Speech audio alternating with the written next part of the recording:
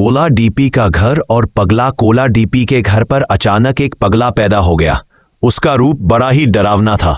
जब यह खबर बाहर फैली तो एफएफ मास्टर, मोटा भाई, ओमिटिटी और घोक खोक सब भागकर वहां आ गए। सब लोग कोला डीपी के भाई को देखने लगे क्योंकि वही पगले के सामने खड़ा था। तभी अचानक वहां अरूप दास आ गया। उसने गुस्से में कोला डीपी का पूरा घर तोड़ दिया। घर टूटते ही चारों तरफ अफरा तफरी मच गई। कोला डीपी का भाई उस मलबे में फंस गया और ज्यादा देर तक जिंदा नहीं रह पाया। सब लोग हैरान रह गए। कोई सोच भी नहीं सकता था कि घर टूटने से इतनी बड़ी त्रासदी हो जाएगी। अब सबकी नजरें कोला डीपी पर थीं। उसका दर्द, उसका गुस्सा और उसका बदला आगे क्या रंग लाएगा। जब कोला डीपी के भाई की मौत हुई और उसका घर टूट गया तो उसका गुस्सा 7वें आसमान पर पहुंच गया। उसने ठान लिया कि अब अरूप दास से पंगा लेना ही पड़ेगा। कोला डीपी ने अपनी टोली, एफएफ मास्टर, मोटा भाई, ओमिटिटी और घोक घोक सबको इकट्ठा किया और कहा, अरूप दास ने जो किया है उसका हिसाब देना होगा। लेकिन कोला डीपी को यह अंदाजा ही नहीं था कि अरूप दास कितना पावरफुल है। अरूप दास सिर्फ एक इंसान नहीं था, उसके पीछे रहस्यमयी ताकतें थीं। उसकी एक दहाड़ से ही पूरा इलाका कांप जाता था। कहते हैं उसके हाथों में ऐसी शक्ति थी कि वह अकेले ही किसी भी सेना को ध्वस्त कर सकता था। जब कोला डीपी अपनी टोली लेकर उसके सामने पहुंचा तो अरूप दास बस मुस्कुराया और बोला, पंगा लेना आसान है लेकिन मेरा सामना करना बहुत मुश्किल। इतना कहकर उसने जमीन पर पैर मारा और जमीन फट गई। कोला डीपी और उसकी टोली डर गए, लेकिन अब पीछे हटना उनके लिए नामुमकिन था।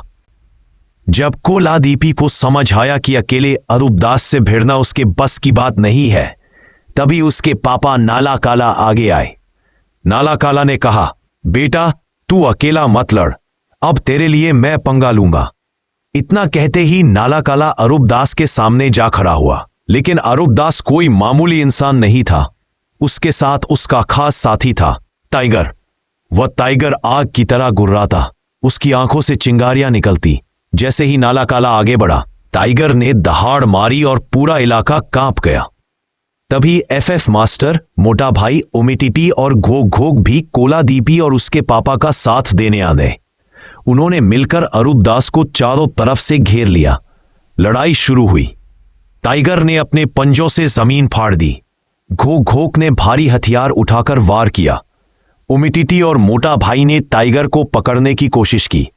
एफएफ मास्टर ने हवा में कूदकर अरूप दास पर हमला बोला, लेकिन अरूप दास हंसते हुए बोला, तुम सब मिलकर भी मुझे नहीं हरा सकते, क्योंकि ताकत सिर्फ हाथों में नहीं, दिमाग और दिल में होती है। जब लड़ाई बढ़ती गई तभी अचानक कोला डीपी के मामा वहां पहुंच गए। वो पुलिस में थे। उन्होंने आते ही कहा, अब कानून आ गया है, अरूप दास तेरा खेल खत्म। पुलिस मामा ने बंदूक उठाई और अरूप दास पर गोलियां चलानी शुरू कर दी। इसी बीच एफएफ मास्टर, मोटा भाई और घोक घोक भी अरूप दास पर टूट पड़े। सब मिलकर सोच रहे थे कि अब अरूप दास हार जाएगा, लेकिन किसी को पता नहीं था कि असली खेल अभी शुरू होना था। अरूप दास ने जोर से आसमान की ओर चिल्लाया, मेरे टाइगर फौजियों और मेरे लायन फौजियों, आओ। जैसे ही उसकी दहाड़ गूंजी, जंगल से दर्जनों टाइगर और शेर दौड़ते हुए आए। उनकी आंखों में आग थी। गुर्राहट इतनी डरावनी कि पुलिस वाले भी पीछे हट गए। टाइगर फौज आगे बढ़कर एफएफ मास्टर और मोटा भाई को घेरने लगे। लायन फौज ने घूक घूक पर झपट्टा मारा। पुलिस मामा चारों तरफ से घिर गए। कोला डीपी की टोली घबराने लगी। उन्होंने सोचा था कि सिर्फ एक टाइगर है, लेकिन यहां तो पूरी टाइगर और लायन की फौज निकल आई।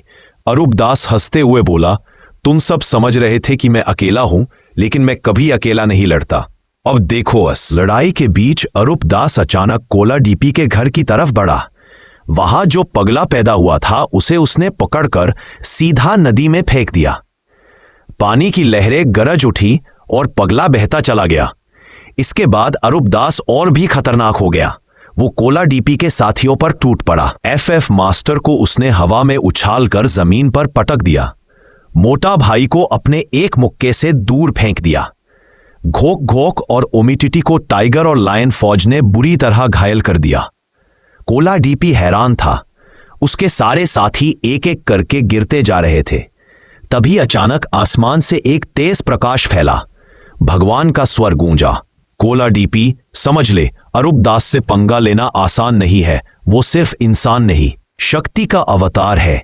अगर तू उससे भिड़ेगा तो तेरा सर्वनाश हो जाएगा। सब लोग स्तब्ध रह गए। भगवान की यह चेतावनी सुनकर कोला डीपी के दिल में डर बैठ गया। लेकिन सवाल यही था, क्या कोला डीपी अब पीछे हटेगा या भगवान की चेतावनी के बावजूद अरूप दास से बदला लेने की कोशिश करेगा? भगवान की चेतावनी के बावजूद भी कोला डीपी पीछे नहीं हटा। उसके दिल में जलता हुआ बदले का शोला उसे बार बार कह रहा था, मेरा घर तोड़ने वाला, मेरा भाई मारने वाला अरूप दास को मैं कभी नहीं छोड़ूंगा। और फिर कोला डीपी ने दोबारा अरूप दास से पंगा ले लिया। लेकिन अरूप दास के साथ खड़ा टाइगर किसी से डरने वाला नहीं था। वो दहाड़ता हुआ आगे बढ़ा। उसकी आवाज से पूरा इलाका कांप गया। कोला डीपी और उसकी टोली की हिम्मत जवाब देने लगी। तभी आसमान से फिर वही दिव्य प्रकाश उतरा। भगवान का स्वर गूंजा, कोला डीपी, मैंने तुझे चेताया था, तूने मेरी बात नहीं मानी। जो बार बार गलत करता है उसके लिए सजा तय है। फिर भगवान ने अपना प्रकोप दिखाया। कोला डीपी का घर पूरी तरह से गिरा दिया गया। दीवारें ढह गई, छत चूर चूर हो गई और घर की मिट्टी हवा में उड़ गई। इसके बाद चारों तरफ शांति छा गई। न टाइगर दहाड़ा, न लायन फौज गरजी, न कोई लड़ाई बाकी रही। बस खंडहर के बीच सन्नाटा। और सबक ये कि अरूप दास से पंगा लेना मतलब अपने ही घर को तबाह करना।